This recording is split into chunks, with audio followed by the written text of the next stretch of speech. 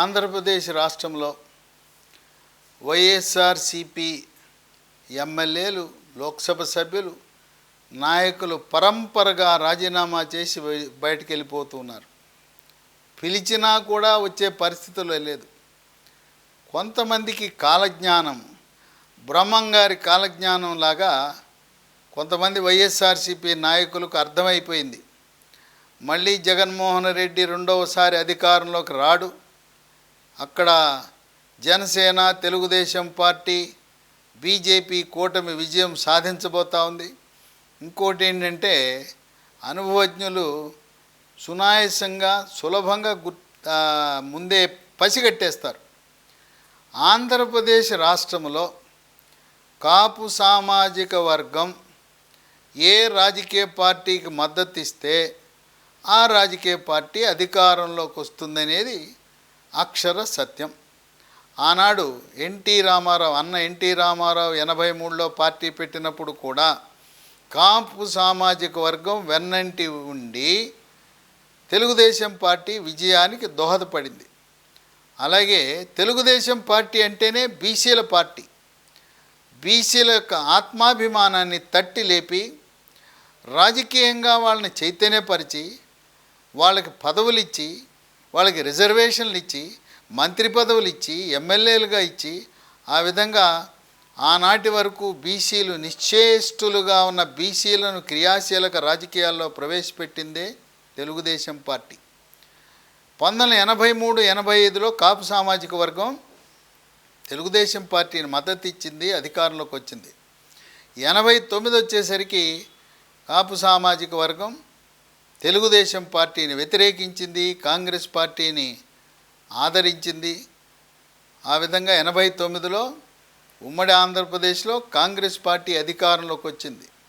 5 ఏళ్ళు పరిపాలనలో దుష్ట పాలన వల్ల, అధికార దుర్వినియోగం వల్ల కేవలం ఒకే సామాజిక వర్గం, రెడ్డి సామాజిక వర్గం ఆధిపత్యం వల్ల 94లో 83-85లో లేని విజయాన్ని, కాంగ్రెస్ పార్టీకి ప్రతిపక్ష హోదా కూడా రాకుండా 94లో తెలుగుదేశం పార్టీ మిత్రపక్షాలైన కమ్యూనిస్టుల సహకారంతో విజయం సాధించింది. 235 సీట్లు గెలిచారు 294లో. 94 నుంచి 94లో కాపు సామాజిక వర్గం తెలుగుదేశం పార్టీకి మద్దతు ఇచ్చారు. 99లో మద్దతు ఇచ్చారు. 10 ఏళ్ల పాటు తెలుగుదేశం పార్టీ 2004 వరకు బీజేపీతో సంకీర్ణ ప్రభుత్వాన్ని నిర్వహించడం జరిగింది. 2004లో వైఎస్ రాజశేఖర రెడ్డి రంగంలో దిగి కాపులను తన పక్క తిప్పుకొని 2004లో కాపుల సహకారంతో కాంగ్రెస్ పార్టీ అధికారంలోకి వచ్చింది. మళ్ళీ 9లో కూడా కాపులు సహకరించారు. 2 సార్లు 10 ఏళ్ల పాటు కాంగ్రెస్ అధికారంలో ఉన్నదంటే అది కేవలం కాపు సామాజిక వర్గం యొక్క మద్దతు, వాళ్ళ యొక్క సహకారం, దాంతోనే గెలవగలిగారు, ప్రభుత్వాన్ని నిర్వహించగలిగారు.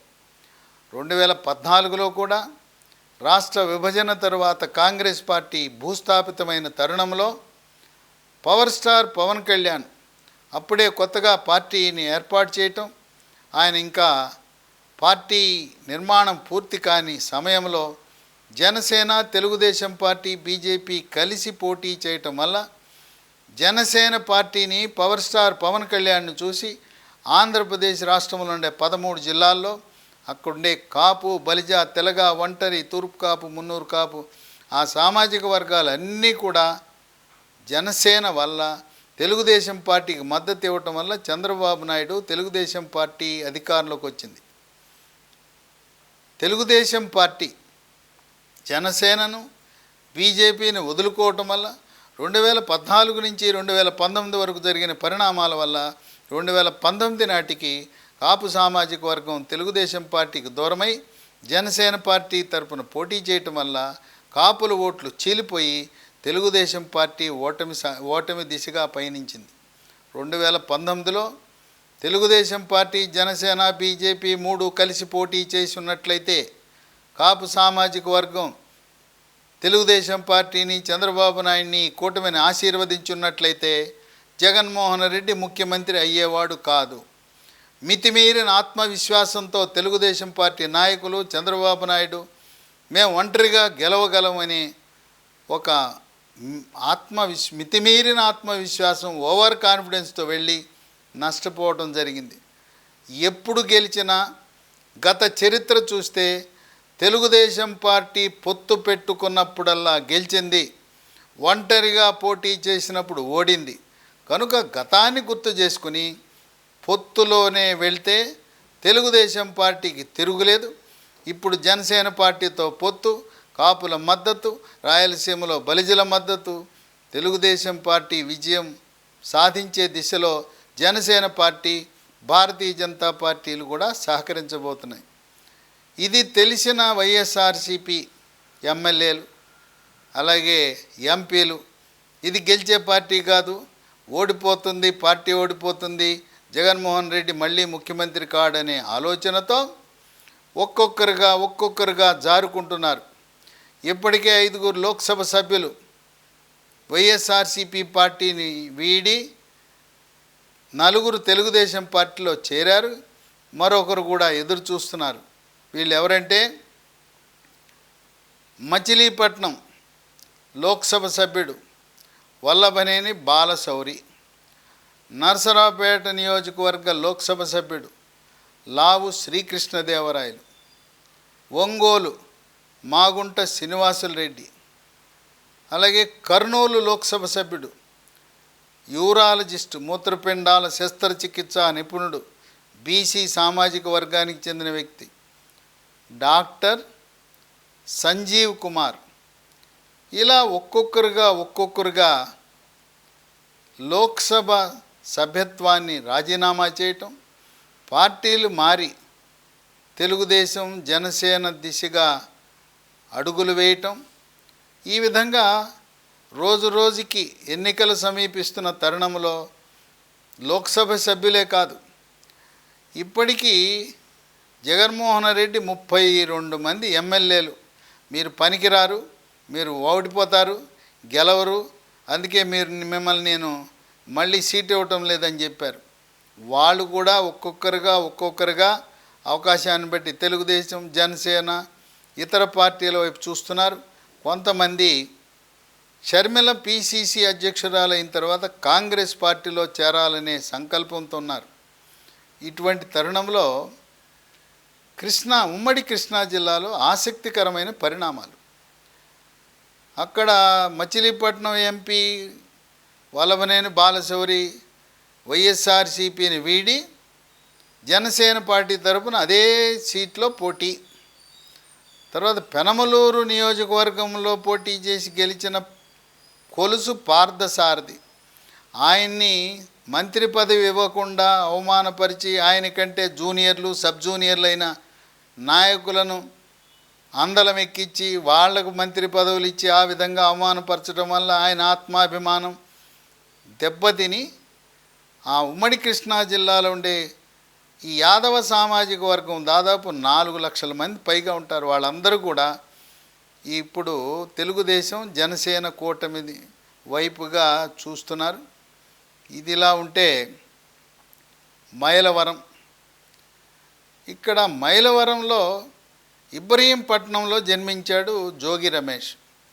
అప్పట్లో వైఎస్ రాజశేఖర రెడ్డి సీటు అని ఈయన గోల పెడుతుంటే జోగి రమేష్ ఎలవయ్య నువ్వు పెడనెళ్ళని పెడను పంపించాడు.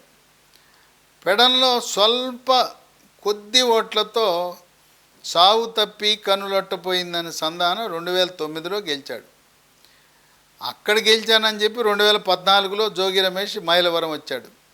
మైలవరంలో ఇక్కడ దేవినేని ఉమామహేశ్వరరావు చేతిలో ఓటమి చెందాడు. మళ్ళీ 2014లో మైలవరం లాభలేదని మళ్ళీ పెడన్కి వెళ్ళాడు. పెడన్లో జోగి రమేష్ శాసనసభ్యుడిగా రెండోసారి గెలిచి మంత్రి అయ్యాడు. ఇప్పుడు ఆయన్ని కొలుసు పార్థసారథి తెలుగుదేశం పార్టీ తరపున పోటీ చేస్తాడు కనుక పెనమలూరు అభ్యర్థిగా ఆయన్ని అక్కడ నియోజకవర్గ ఇన్ఛార్జిగా నియమించారు. అక్కడున్న స్థానిక నాయకులు పడమటి సురేష్ కుమార్, ఆయన కుమార్తె పడమటి స్నిగ్ధ, అలాగే అక్కడ కమ్మ సామాజిక వర్గం, కమ్మ కార్పొరేషన్ చైర్మన్ అక్కడ తుమ్మల చంద్రశేఖర్, వాళ్ళందరూ కూడా వ్యతిరేకించి ఫ్లెక్సీలు కట్టి ఏ కులమైనా మాకు స్థానికులే కావాలి, మాకు ఇతర నియోజకవర్గాలు వాళ్ళు వద్దు, దిగుమతి అభ్యర్థులు వద్దని చెప్పి తీవ్రంగా తిరస్కరించిన తరుణంలో ఇప్పుడు మైలవరంలో ఆసక్తికరమైన సన్నివేశం. అక్కడ సిట్టింగ్ ఎమ్మెల్యే వసంత కృష్ణప్రసాద్, ఈయన మాజీ హోంశాఖ మంత్రి వసంత నాగేశ్వరరావు కుమారుడు. ఈయన అక్కడ దేవినేని ఉమామహేశ్వరరావుని ఓడించడం అంటే సామాన్యమైన పని కాదు. దేవినేని ఉమామహేశ్వరరావుని ఎందుకు ఓడించగలిగాడంటే ఆయన బలవంతుడు, మంత్రిగా పనిచేశాడు, జిల్లా అధ్యక్షుడిగా అనేక పదవులు నిర్వహించిన మైలవరం నియోజకవర్గంలో కాపు సామాజిక వర్గం జనసేన ఉండటం వల్ల ఓట్లు చీలిపోయి దేవినేని ఉమామహేశ్వరరావు ఓటమి చెందాడు. వసంత కృష్ణప్రసాద్ గెలిచాడు. ఇప్పుడు వసంత కృష్ణప్రసాద్ని ఏ ఊరు వెళ్ళినా మా రోడ్లు చూడు, మా భవనాలు చూడు, మా ప్రభుత్వ భవనాలకు సున్నం కొట్టుకోవడానికి కూడా దిక్కులేని పరిస్థితి, అన్నీ బిటలు బారిపోయినాయి. ఎక్కడ చూసినా గుంతల రోడ్డు, అభివృద్ధి శూన్యం. ఏదో సంక్షేమం అని చెప్పి అడిగినవాడికి అడగనవాడికి ఏదో కొన్ని పేలాలు ఇస్తున్నారు. మీకేమో బంగారం, మాకేమో మరమరాలు పేలాలు అని చెప్పి ప్రజలు తీవ్రమైన అసంతృప్తి ఉంటే ఇప్పుడు వసంత కృష్ణప్రసాద్ పార్టీని, వైఎస్ఆర్సీపీ పార్టీని వీడే పరిస్థితి వచ్చింది. ఇప్పుడు వసంత కృష్ణప్రసాద్ వైఎస్ఆర్సీపీని వీడి తెలుగుదేశం పార్టీలోకి ఆయన ప్రవేశించి అదే నియోజకవర్గం నుంచి పోటీ చేస్తాడనే ఊహాగానాలు ఉన్నాయి. అప్పుడు దేవినేని ఉమామహేశ్వరరావు ఎక్కడ పోటీ చేయాలి? వసంత కృష్ణప్రసాద్కి తెలుగుదేశం పార్టీ మైలవరంలో సీట్ ఇస్తే దేవినేని ఉమామహేశ్వరరావుని నూజివీడుకు పంపించే అవకాశాలు ఉన్నాయి. ఎందుకంటే మైలవరం కంటే కూడా దేవినేని ఉమామహేశ్వరరావుకి నూజివీడులో మంచి పేరు, పలుకుబడి, జనాదరణ ఉంది. అయితే ఈ జిల్లాలు 13 జిల్లాలు 26 అయిన సమయంలో నూజివీడు నియోజకవర్గం ఏలూరు జిల్లాకు వెళ్ళింది. ఏలూరు జిల్లాకు వెళ్ళినా అక్కడుండే రైతులు, ప్రజలు, నాయకులు, కార్యకర్తలందరూ కూడా దేవినేని ఉమామహేశ్వరరావు అంటే చాలా అభిమానంగా ఉంటారు. ఒకప్పుడు ఆయన్ని మైలవరం బదులుగా నూజివీడు వెళ్ళమని కూడా సూచించారు. అప్పుడు 2 నియోజకవర్గాల అవకాశం ఉంటే మైలవరం అయితే పక్కన ఉంటుంది, తన సొంత నియోజకవర్గమైన నందిగామకు ఆనుకుని ఉంటుందని మైలవరం ఎంపిక చేసుకున్నాడు. ఇప్పుడు కూడా అక్కడ ముద్రబోయిన వెంకటేశ్వరరావు అని అభ్యర్థి ఉన్నాడు. ఆయన గత 2 సార్లు ఓటమి చెందాడు. 2014లో ఓడిపోయాడు, అంత గాలి తెలుగుదేశం పార్టీ గాలిలో కూడా ఓడిపోయాడు, మొన్న 19లో కూడా ఓడిపోయాడు. కనుక నూజివీడులో 2 సార్లు ఓడిన అభ్యర్థిని మళ్ళీ పెట్టడం కంటే దేవినేని ఉమామహేశ్వరరావు నూజివీడుకు పంపడం, అట్లాగే కొలుసు పార్థసారథిని పెనమలూరు నుంచి ఆయన కోరిన నియోజకవర్గం నుంచే పోటీ చేయించడం జరుగుతుందని ఆశిస్తున్నారు. ఎందుకంటే ముద్రబోయిన వెంకటేశ్వరరావు, కొలుసు పార్థసారథి ఇద్దరు కూడా యాదవ సామాజిక వర్గానికి చెందిన వారే. కొలుసు పార్థసారథిని ఉమ్మడి కృష్ణా జిల్లాలోనే కాక రాష్ట్ర వ్యాప్తంగా ఉండే యాదవులందరూ కూడా ఆయన్ని పెద్ద ఆయన, మన కుల పెద్దని గౌరవిస్తుంటారు. ఇప్పుడున్న తణుకు నియోజకవర్గం నుంచి మంత్రిగా పనిచేస్తున్న కారుమూరి నాగేశ్వరరావు, ఆయన కూడా యాదవ సామాజిక వర్గం అయినా కొలుసు పార్థసారథికి ఉమ్మడి జిల్లాల్లోనూ తర్వాత ఇరు రాష్ట్రాలు తెలంగాణ, ఆంధ్రప్రదేశ్ రాష్ట్రంలో ఉండే యాదవ సామాజిక వర్గం అందరూ కూడా ఆయన్ని పెద్ద ఆయనని, కుల పెద్దని, ఒక రాజకీయాల్లో సీనియర్గా ఆయన భావిస్తారు. కొలుసు పార్థసారథి తండ్రి రెడ్డయ్య 1991లోనే మచిలీపట్నం లోక్సభ సభ్యుడిగా కూడా గెలుపొందటం అనేది విశేషం. ఆ విధంగా వైఎస్ఆర్సీపీ ప్రజాప్రతినిధులు కోల్పోవటమే కాక ఉమ్మడి కృష్ణా జిల్లాలో ఈ యాదవ సామాజిక వర్గం యొక్క ప్రాతినిధ్యాన్ని కోల్పోయి యాదవులంతా మూకుమ్మడిగా గంపగుత్తగా తెలుగుదేశం జనసేన పార్టీకి మద్దతు ఇచ్చే అవకాశాలు కనపడుతున్నాయి. మరి త్వరలో వసంత కృష్ణ ప్రసాద్ తెలుగుదేశం పార్టీలో ప్రవేశించటం అనేది ఖాయమని విశ్లేషకులు భావిస్తున్నారు. ఒకానొకప్పుడు కార్తీక మాస ఆ సందర్భంగా కమ్మ సంఘము సమావేశంలో ఈ వసంత కృష్ణప్రసాద్ యొక్క తండ్రి వసంత నాగేశ్వరరావు ఒక వ్యాఖ్య ప్రజల్లోకి వెళ్ళింది. ఈ ఆంధ్రప్రదేశ్ రాష్ట్రం ఏర్పడిన తర్వాత, స్వాతంత్రం వచ్చిన తర్వాత క్యాబినెట్లో ఒక్క కమ్మ సామాజిక వర్గానికి చెందిన వ్యక్తిని కూడా లేకుండా క్యాబినెట్ ఏర్పరిచిన ఏకైక ప్రభుత్వం వైఎస్ఆర్సీపీ ప్రభుత్వం, జగన్మోహన్ రెడ్డి. దాన్ని చూస్తే జగన్మోహన్ రెడ్డికి కమ్మ సామాజిక వర్గం అంటే ఎటువంటి వైఖరి ఉన్నదో అర్థమవుతుంది.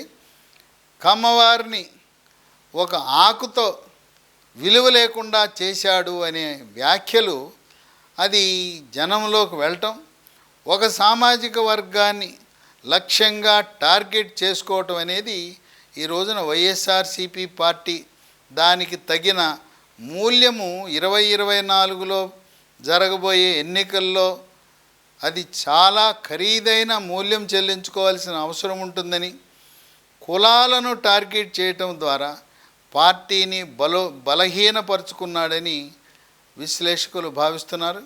ఏదేమైనా ఎన్నికలు వచ్చే నాటికి ఈ వైఎస్ఆర్సీపీ పార్టీ సగం పైగా నాయకులు, శ్రేణులు, కార్యకర్తలందరూ కూడా ఖాళీ చేసి వెళ్తారని.